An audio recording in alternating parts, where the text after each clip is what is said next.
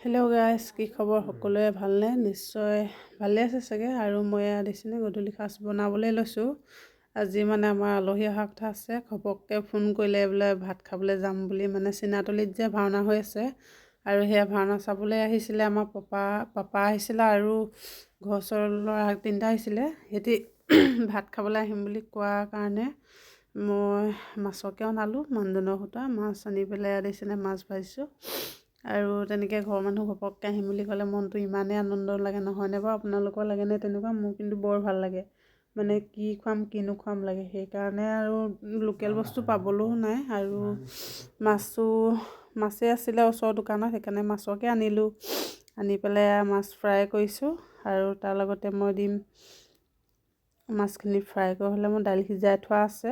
তাৰপৰা পালেং শাক কুটি থোৱা আছে। পালেং শাকে দি বনাব লাগিব দাইলটো। মানে পালেং শাক বহুত দিন খোৱা নাই, এতিয়া ওলাইছে চাপৰিত, সেইকাৰণে পালেং শাকে দি পেলাই দেউতাই ক'লে তেনেকৈ বনাবিচোন। দিছেনে মাছবোৰ কেনেকৈ ভাজিছোঁ। আৰু ভাওনা চাবলৈ কোন কোন গৈছে জনাবচোন দেই। আমি হ'লে যোৱা নাই একেবাৰে। আমি মানে কি ভাওনা দিন আছে যে, সেইকাৰণে দেৰিকৈ যাম বুলি ভাবিছোঁ। ইমান আগতীয়াকৈ নাই যোৱা, সময় নিমিলে। আৰু মানুহজনে দিছেনে মোক যোগাৰ দি আছে। তেওঁ মানে অকলে বনাবলৈ অলপ দিগদাৰ হয় যে, আলহী অহা বুলি ক'লে দেৰি হৈ যায়। সেইকাৰণে তেওঁ ইটো সিটো কৰি আছে। আহা দেখি মই বোলো তেওঁকো দেখুৱাই দিলোঁ। তেওঁ আকৌ বৰ লাজ কৰে ওলাবলৈ, সেইকাৰণে অকণমান দেখুৱাই দিলোঁ আপোনালোককো। আৰু এয়া মই মাছ ভাজি আছোঁ। তেওঁ মোক ইটো সিটো যোগাৰ দি আছে বস্তু। অকলে মোৰ বহুত দিগদাৰ হৈ যায়, লৰা থপৰা লাগে নাই আলহী আহিলে। আৰু আপোনালোকে কিহে খালে জনাবচোন। সকলোৱে ভাত পানী মইতো বনাই আছোঁ, হোৱা নাই। আৰু আমাৰ কিমান দূৰৰ পৰা আহিছে আলহী। আজি ঘপককৈ ফোন কৰাৰ কাৰণে সিহঁতি এনেও আজি মাছ খোৱাৰ কথা আছিলে, সেইটো কাৰণে সিহঁতি আহিম বুলি কোৱাৰ কাৰণে আৰু অকণ আনি লগতে সৰহকৈ বনাই দিলোঁ। আৰু লগতে আহিব কেতিয়াও নহা আলহী এজন অহাৰ কথা আছে। সেইজনক বাৰু মই চিনি নাপাওঁ, আহিলেহে লগ পাম কেনেকুৱা কি কথা।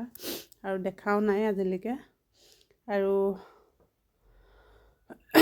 পাছৰখিনি বাৰু আপোনালোকক দেখাবলৈ নহ'লে, কাৰণ সেইকণ সময়ত যেতিয়া মই ভাত দিবলৈ হয় অকলে ইটো সিটো দিওঁতে মেলি বাকীখিনি মোৰ দেখুৱাবলৈ নহয়গৈ। অকণ ভাতেই দিম নে ভিডিঅ' কৰিম, সেইকাৰণে ভিডিঅ' কৰা নহ'লে। আলহীকো নেদেখুৱালোঁ। মই যিখিনি বনাইছোঁ সেইখিনি অকণমান ভিডিঅ' এটা ৰাখি থৈছিলোঁ দেখুৱাম বুলি সকলোকে। আৰু মোৰ মাছ ভাজি হোৱাই নাই, কাৰণ জুইতটো এতিয়া ঠাণ্ডা দিনত পটককৈ বস্তু নহয়। সেইকাৰণে ইলুটি কৰি আছোঁ আৰু মাছকে।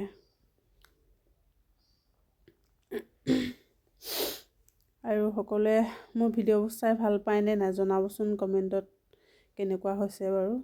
চেষ্টা কৰিছোঁ আৰু যিমান পাৰোঁ। এয়া দিছেনে মানুহজনে মোক পালেং শাক কুটি দিছে। দাইলত তেল মাৰিব হ'ল, মানে যিহেতু মাছ ভাজি হৈ গ'ল। এয়া মই জ্বলা ভাজিৰ কাৰণে বেঙেনা আলু কুটি থৈছোঁ। এয়া মাছৰ মাথা জ্বলা ভাজি বনাবলৈ, বেঙেনাৰ লগত জ্বলা ভাজি বনাম। এয়া মাছ ভাজি হোৱাই নাই, মই ভাজিয়ে আছোঁ।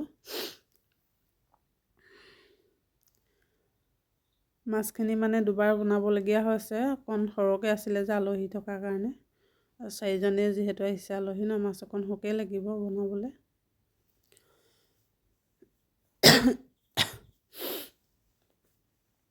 সেয়া মই পালেং শাক তেলতে দিছোঁ, দাইলত দিয়া নহ'লে তেলত দি পেলাই মই তেল মাৰিম।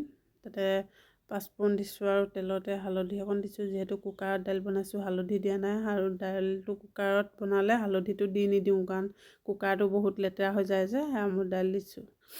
আৰু আপোনালোকে এনেকৈ দাইলতে দি দিয়ে নে তেলতে দিয়ে জনাবচোন দেই। মই আকৌ এনেকৈহে বনাওঁ পায়। আৰু খাবলৈ কিন্তু বৰ টেষ্টি লাগিব, কাৰণ দেখাতে লাগিছে কিমান ধুনীয়া লাগিছে দেখিবলৈ। একদম বিজল বিজল লাগি গৈছেগৈ। কাঠখৰি জুই দিছেনে কি ধুনীয়াকৈ জ্বলি আছে। কাঠখৰি 200টামান ভৰাই দিলে জুইকুৰা বেগেতে নুনুমাই আৰু বিশেষকৈ আমাৰ পাকঘৰলৈতো অকণ পোহৰটো কম, সেইকাৰণে ইমান আন্ধাৰ হৈ আছিলে। এতিয়া দেখিছেনে ৰংটো কিমান ধুনীয়া লাগিছে। পালেং শাকখিনি ওপৰত ওলাই গ'লত। ইয়াতে মই সিহঁতৰ কাৰণে দাইলত মাছ নিদিওঁ দেই। সিহঁতি আকৌ আলহী মানুহ কেনেকৈ খাই নাজানো যে, সেইকাৰণে ফ্ৰাই কৰি ৰাখিম। আৰু আমাৰ নিজৰ ঘৰকেইটাৰ কাৰণে দাইলত দি দিম মাছটো। আৰু আমি দাইলত দি খাই ভাল পাওঁ। আমি ফ্ৰাই কৰি খাই ইমান এটা ভাল নাপাওঁ, সেইকাৰণে মই দাইলতে দি দিছোঁ। আমাৰ ঘৰকেইটাৰ কাৰণে, আলহীকেইজনৰ কাৰণে ফ্ৰাই কৰি থোৱা আছে, সিহঁতক ফ্ৰাই কৰি দিম।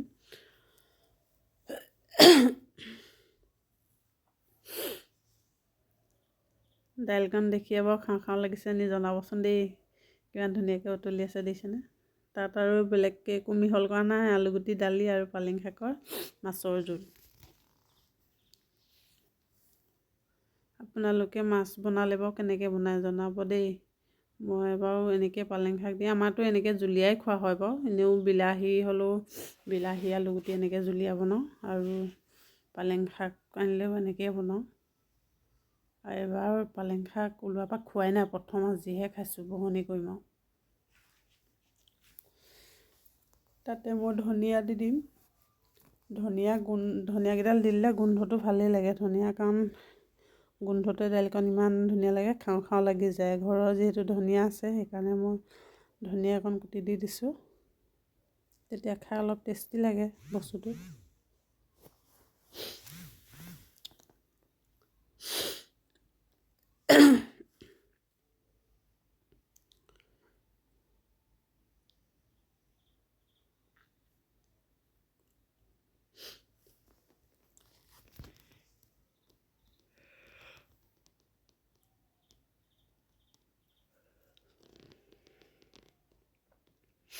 যদি কোনোবাই মোৰ ফেচবুক পেজত চাই মোক ফ'ল' কৰিব দেই।